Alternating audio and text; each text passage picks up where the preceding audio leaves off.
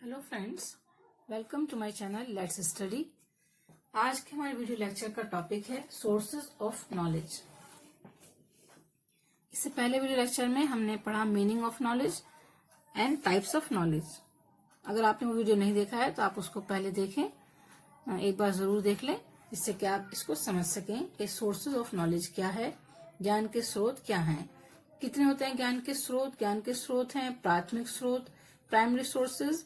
सबसे पहले जिसमें हमारा इंद्रिय ज्ञान आ जाता है, जो हमारे सेंसेस पर डिपेंड होता है। सेकेंडरी सोर्सेज, इसमें आता है सत्तात्मक स्रोत, ऑथोरिटेटिव सोर्सेज एंड अप्रमाणिक स्रोत, अनऑथेंटिकेटेड सोर्सेज। अनऑथेंटिकेटेड सोर्सेज भी दो तरह के होते हैं, अनुभवजन्य ज्ञान, इंटरनेट से प्राप्त ज्ञान। थर्ड, परंपराओं एवं दंत कथाओं से प्राप्त ज्ञान, knowledge derived from traditional legend.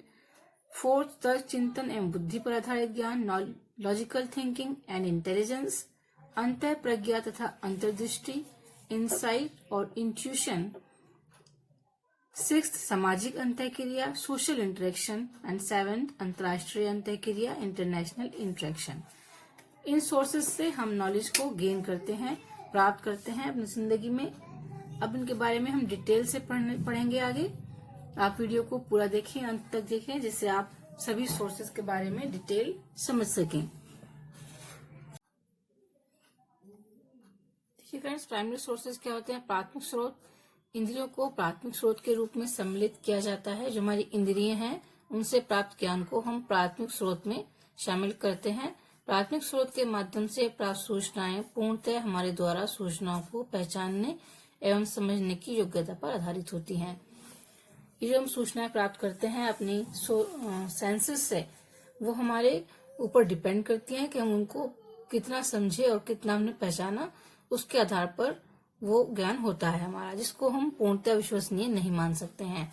यदि इन स्रोतों से प्राप्त ज्ञान का परीक्षण करके इसे शुद्ध न किया जाए तो ज्ञान की प्रकृति दूषित होने की संभावना बनी रहती है। इसलिए ये आवश्यक है कि इस तरह के ज्ञान को प्राप्त करने के बाद हम उसको शुद्ध कर लें, उस पर तर्क विचार कर लें। द्वितीय स्रोत सेकेंडरी सोर्सेज में आता है प्रमाणिक स्रोत। जो प्रमाणिक हैं, जैसे कि हमारी पुस्तकें, हमारे वेद और धार्मिक ग्रंथ, विभिन्न धर्मों के ग्रंथ, वो सब इसमें सम्मिलित किए जाते हैं, जिनको प्रमाणिक स्रोत माना जाता है, क्योंकि ये विश्वसनीय लोगों के द्वारा लिखी गई पुस्तकें हैं। इनको हम प्रमाणिक स्रोत में रखते हैं, शामिल करते हैं। फिर है अप्रमाणिक स्रोत, अनऑथेंटिकेटेड सोर्सेज। अनऑथेंटिकेटेड में हम क्या शामिल करते हैं? एक्सपीरियंस बेस्ड और इंटरनेट बेस्ड। एक्सपीरियंस बेस्ड जो हमारे अनुभवों पर आधारित है, जो हमने अनुभव किए और उनसे नॉलेज गेन की, वो है ये। इसमें इसको भी हम पूरी तरह से प्रमाणिक नहीं मान सकते हैं। इंटरनेट बेस्ड, इंटरनेट की बहुत सारी नॉलेज भी हमारे पास प्रमाणिक नहीं होती है, ऑथेंटिकेशन उसका कुछ भी नहीं होता है, इसलिए उसको भी हम विश्वसनीय नहीं मानते।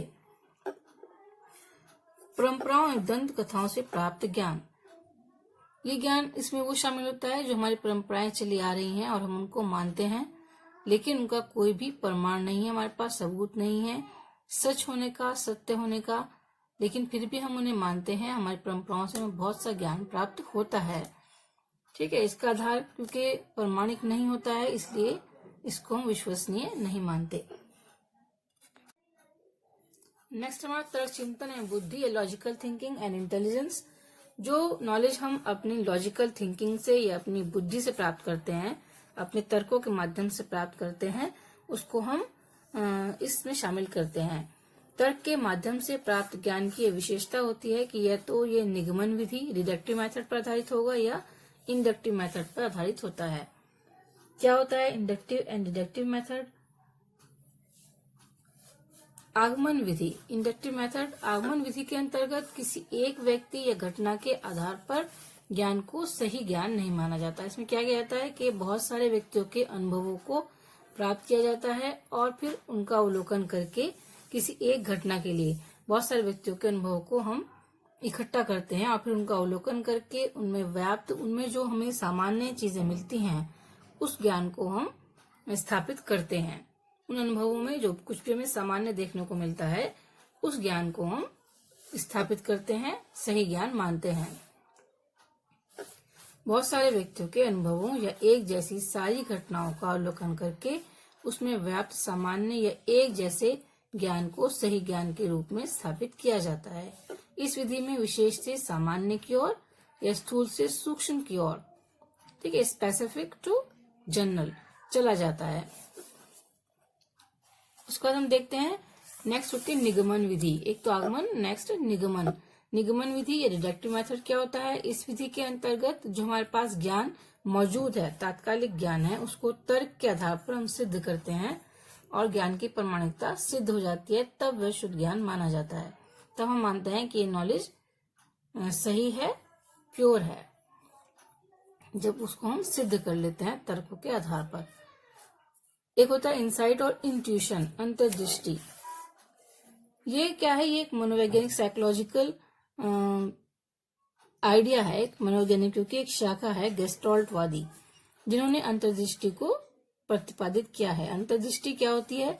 जब हम किसी प्रॉब्लम में होते हैं और फिर हम उससे बाहर निकलना चाहते हैं तो हम क्या करते हैं, उसके चारों तरफ की जो परिस्थिति है, हमारी कंडीशन है, उनका जायजा लेते हैं और उसके बाद हमारे माइंड में एक आइडिया आता है। वो आइडिया जो है वो ही अंतर्दृष्टि है, इंट्यूशन है। अंतर्दृष्टि को ज्ञान का एक प्रमुख स्रोत माना है। इसकी उत्पत्ति में परिस्थितियों एवं बुद्धि का उचित मिश्रण पाया जाता है। मतलब जो परिस्थितियां, जो कंडीशंस हैं और जो हम अपना दिमाग चलाते हैं उस परिस्थिति से निकलने के लिए, उन दोनों के साथ मिलकर उस समस्या का सॉल्यूशन जो निकलता है अचानक से, उसको हम अंतर्दृष्टि कहते हैं। इसकी एक प्रमुख विशेषता एकाएक उत्पन्न होना है। सामाजिक अंतःक्रिया, सोशल इंटरेक्शन।